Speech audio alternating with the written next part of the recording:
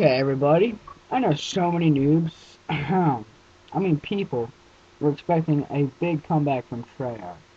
Yet, as a giant kick in the groin, they didn't. Sadly, this game didn't do anything for me except take away 70 hard-earned dollars.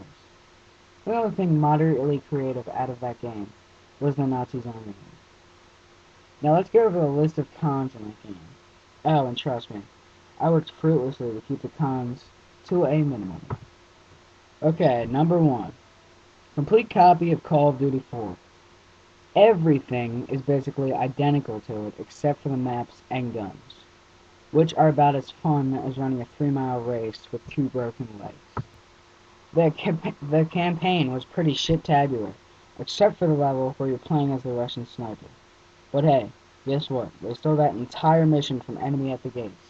You know, that really good movie with the most famous Russian sniper, Vasily Zaitsev, was in that really awesome sniper duel with a German sniper. Now let's forget the shitty campaign, but the online is about as enjoyable as Sonic Unleashed.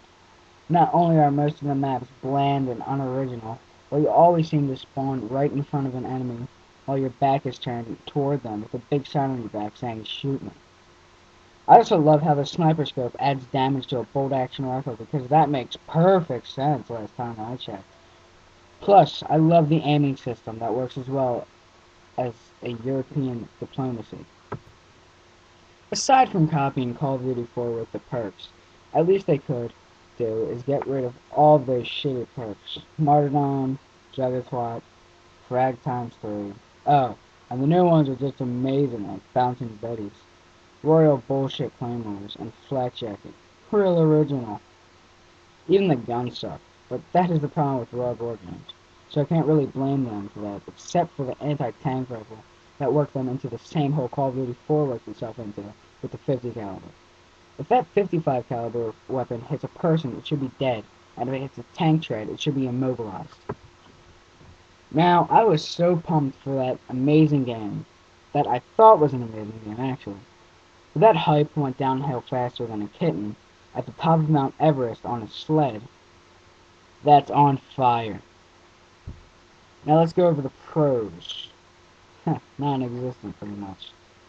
Nazi zombie mode, but I think they could have done way better with that.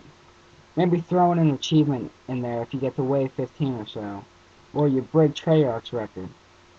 But, see, that would make too much sense, am I right? Well, that's Treyarch for you. Pants on head retarded.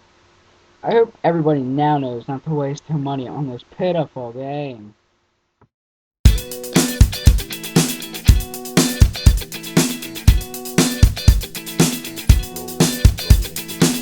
Rolling.